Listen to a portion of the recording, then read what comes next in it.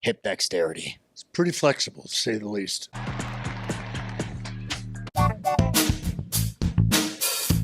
This is the Schmo, with the pro, with the showstopper, with Mr. WrestleMania, with the Heartbreak Kid, with the man who's on the right side of the Montreal Screwjob. He's been inducted into the WWE Hall of Fame not once, but 2 times.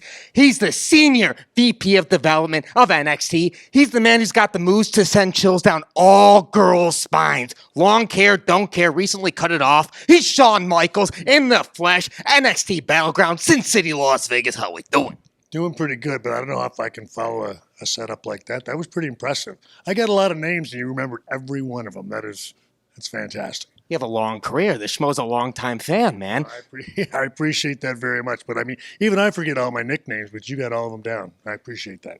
Do you remember the first time that you put on a set of chaps? What they looked like, where they were from? You ever get a wedgie? Never got a wedgie. Not with the chaps on, anyway. But first time I ever wore chaps, I think, was here actually not in Las Vegas, but I wore my chaps probably the first time in 1993. So, and obviously I don't wear them anymore. Yeah. I can't pull it off. You always look good. You're always sexy. Speaking of sexy, Sexy Red. The sexy boy with Sexy Red. She knows she thinks you're cute, and she knows you're sexy. What was it like singing Sexy Boy with her? Pretty fun, I got to admit. Now, not as fun as it would have been maybe 30 years ago, but still pretty fun. I got to admit, it's been a long time since I've been anything even in the ballpark of hip before, but I felt like last week I was there at least for a little while. A little while? A little while. Okay. 25 years ago, didn't you get married here in Sin City, Las Vegas? I did, actually, yeah. 25 years ago at the Graceland Wedding Chapel, my wife and I walked down the aisle. Well, I walked down. She got walked down by an Elvis impersonator. 25 years later, she still hasn't gotten away. Still riding high. There's good vibes here in this city. There is. Oh, but if it's built on sin like ours was, it's still working. Well, you got NXT Battleground right here. You guys signed a former MMA fighter, Valerie Loretta, now known as Lola Vice. As a man who can appreciate hip dexterity, what do you make of her hip dexterity? It's pretty flexible, to say the least. But I got news for you. Lola's going to be ready to go. Now, I don't think she's going to be dancing with Shayna Baszler, but those are 2 women. Again, I don't know about you, but those are 2 women that can beat me up, which sometimes, is kind of exciting, but then you think about it and then I get a little scared. So it's going to be a hell of a match, the underground match. Going to be quite the vibe here in Las Vegas. Perfect place to have it, though, is at the Apex, and that's where it's going to go down in Battleground. Ethan Page taking on Trick Williams. The Schmo had Trick Williams on the Schmo Zone, on the airways on Tuesday. What do you make of that man's confidence and being the champion of this great organization? Well, Trick has done a fantastic job. Everybody realizes the Whoop That era is pretty big. You know what I mean? He's had what they call a meteoric rise to the top. He's got a lot of pressure on him, but he's doing a hell of a job as the NXT champion. But this is going to be his toughest test because Ethan Page is a dude that's been around the block a couple times. He's a hell of a fighter. So I think Trick has got his work cut out for him, as they say. But we'll find out tomorrow night if the Whoop That era continues or it comes crashing down at the hands of Ethan Page. Talk to the Schmo for a second. You're a legend of this sport. What do you think's the most underrated feud that you've ever had? One that hasn't been talked about enough. So I guess I would go back to the 2 matches that I don't know if they were feuds, but the 2 matches that I'm pretty proud of. It was the one with Mankind. Mick and I had a hell of a match at Mind Games, but it was just a one-shot deal, and it's one of those things that I always feel like had Mick and I had a better opportunity to have a much bigger storyline, we could have really done some fantastic things. And the other one was Jeff Jarrett. Had an Intercontinental title match with him.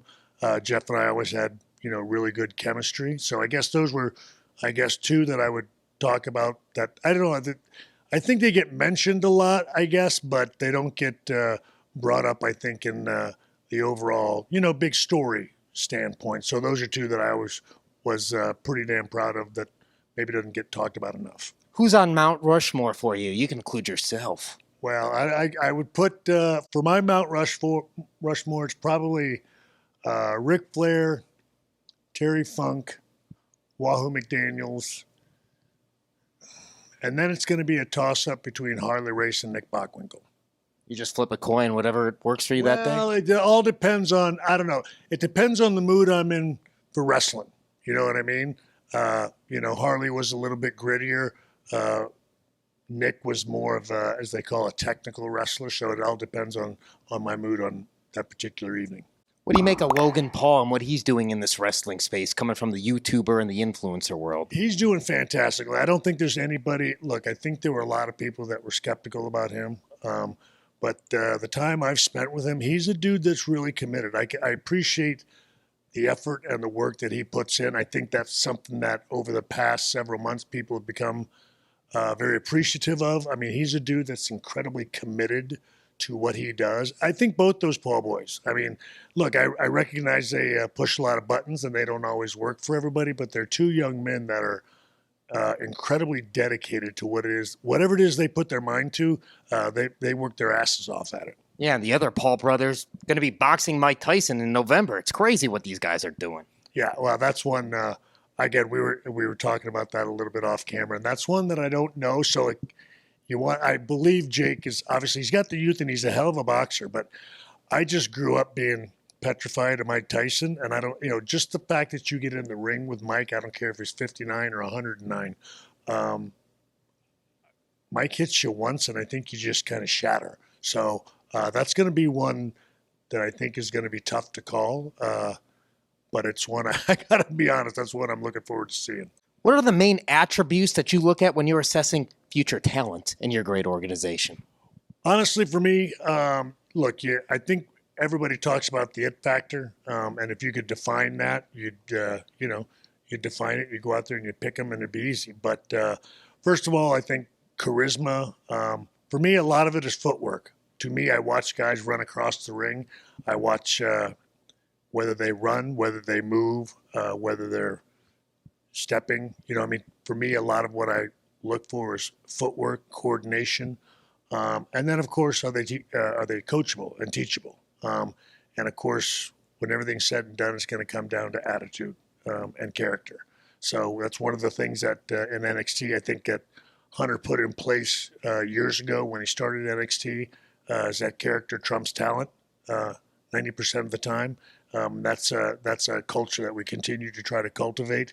So in NXT, look, it's a multitude of things. I think if you could just say it was one thing, that would be an easy process. But I do know that we're recruiting incredible athletes now from around the world, and I do know that the future of the WWE is going to be very bright because NXT right now is kicking ass in just about every category, whether it's men, women, and anything else that's out there. We're finding it, and we're going to continue to bring them into NXT. And we're going to continue the success that we've been having.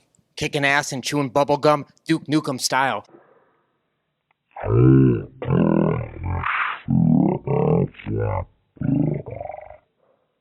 Who is one guy, though, or gal, that you'd be wrestling with present day if you were, let's say, 25, 30 years younger?